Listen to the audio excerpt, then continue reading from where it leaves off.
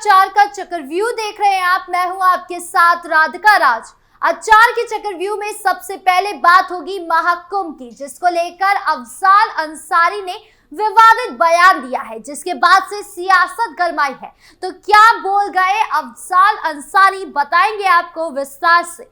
साथ ही बात होगी अवैध कब्जे पर हुए बुलडोजर एक्शन की, जहां कानपुर में प्रशासन ने अतिक्रमण के खिलाफ कार्यवाही करते हुए कानपुर विकास प्राधिकरण की 40 वर्ग मीटर जमीन को कब्जे से मुक्त कराया है। तो क्या है पूरा मामला, बताएंगे आपको। फिर बात होगी संभल की, जहां के अधिकारियों को मजिस्ट्रियल जांच में दिलचस्पी ही नहीं है। जी हाँ, ऐसा मैं क्यों कह रही हूँ समझाऊंगी विस्तार से। और आखिर में बात होगी अभिनेत्री जया बच्चन की, जिन्होंने एक बार फिर संसद में अपना आपा खोया। तो क्या कुछ कहा है, क्या है पूरा मामला, जानेंगे विस्तार से। तो चलिए शुरू करते हैं चार का चक्रव्यूह।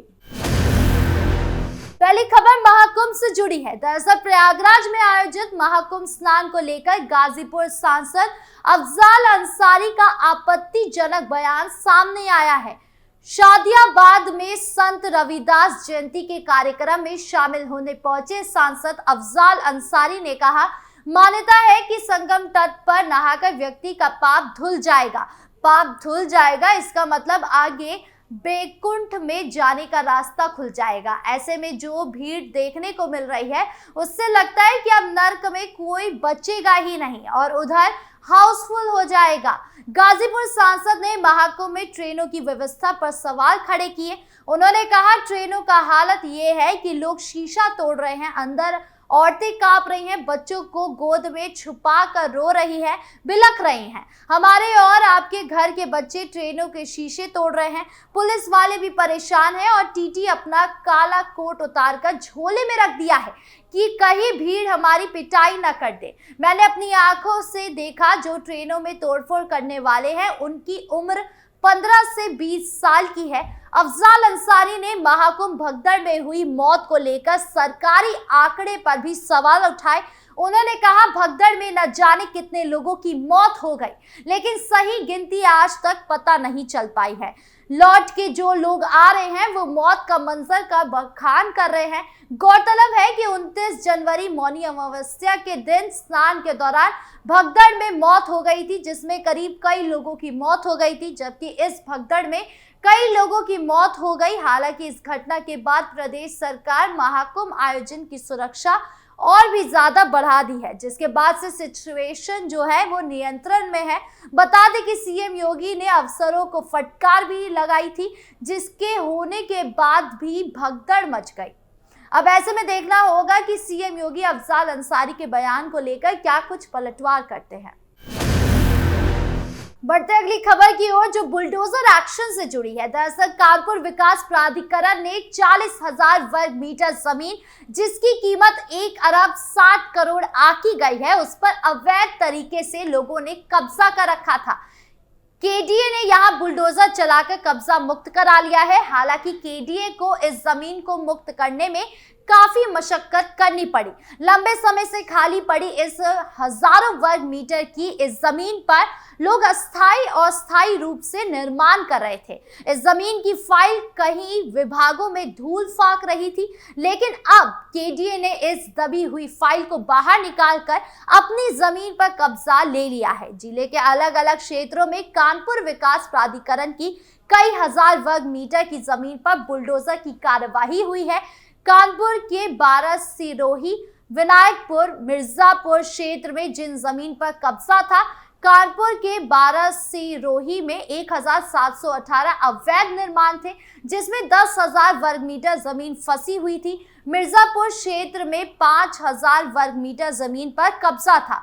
जोन 2 के विशेषाधिकारी डॉक्टर रवि प्रताप के नेतृत्व में ये कार्यवाही की गई। अधिकारी के मुताबिक केडीए की भूमि खाली पड़ी थी, जिस पर अवैध तरीके से इलाके लोगों में कब्जा कर रखा था। कुछ जगह मकान बने हुए थे तो कहीं अस्थायी बस्तियां बसाई गई थी। विभाग के द्वारा ऐसी जमीन और कब्जे की जानकारी मिलने के बाद उस जमीन पर कब्जा करने वालों को कब्जा खाली करने की चेतावनी दी गई थी। इसके बाद भी वहां पर जब कब्जा खाली नहीं मिला तो अवैध तरीके से हुए कब्जे पर बुलडोजर ने कार्यवाही कर उसे हटाया गया। अब ऐसे में कितने अभी अवैध कब्जे पर बुलडोजर चलना देखना बाकी है, ये वक्त बताएगा। खबरों में आगे बढ़ते हैं, जहां बात संभल की। उत्तर प्रदेश के संभल में शाही जामा मस्जिद के सर्वे के विरोध में 24 नवंबर 2024 को हुई हिंसा की मजिस्ट्रियल जांच को लेकर अधिकारियों में दिलचस्पी नहीं है। मजिस्ट्रेट दीपक चौधरी के 8 बार तिथि तय करने के बाद भी कोई अधिकारी बयान दर्ज कराने नहीं पहुंचा।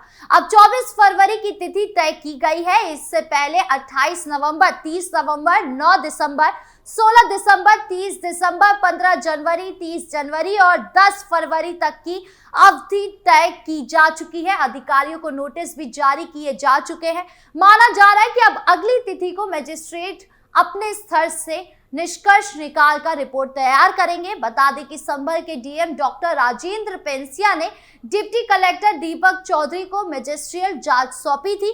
मजिस्ट्रेट ने बयान के लिए पहली तिथि 28 नवंबर तय की थी, लेकिन कोई व्यक्ति बयान देने नहीं पहुंचा। इसके बाद लगातार तारीख बढ़ाई जा रही है। डिप्टी कलेक्टर दीपक चौधरी का कहना है कि हिंसा से संबंधित अधिकारी, कर्मचारी व अन्य लोग 24 फरवरी को बयान देने नहीं आते हैं, तो उपलब्ध तथ्यों के आधार पर रिपोर्ट बनाई जाएगी। जांच के लिए उत्तर प्रदेश सरकार के सेवानिवृत्त जज देवेंद्र अरोड़ा की अध्यक्षता में 3 सदस्यीय न्यायिक जांच आयोग गठित किया गया है, जिसमें सेवानिवृत्त AIS AK जैन और IAS अमित मोहन प्रसाद सदस्य हैं। SIT ने अलग अलग स्रोत में हिंसा के जुड़े साक्ष्य जुटा लिए हैं। संभावना है कि इसी सप्ताह चार्जशीट दाखिल की जाएगी। बता दें कि संभल के SP कृष्ण कुमार बिश्नोई के मुताबिक पुलिस तेजी से जांच करी है। आरोपियों को सजा दिलाने का पूरा प्रयास होगा।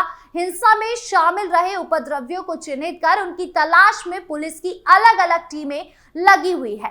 हिंसा वाले दिन जितने भी लोग बाहर से घटना स्थल के पास पहुंचे थे, उन सब की मोबाइल लोकेशन से पहचान कर ये पता लगाने की कोशिश की जा रही है कि घटना वाले दिन हिंसाग्रस्त इलाके में आने जाने का उद्देश्य क्या था, और अगर हिंसा में शामिल थे तो उनकी CCTV फुटेज के माध्यम से पहचान की जाएगी। किसी भी उपद्रवी को छोड़ा नहीं जाएगा। अब कब तक सभी उपद्रवियों को पकड़ा जाता है, ये देखने वाली बात होगी।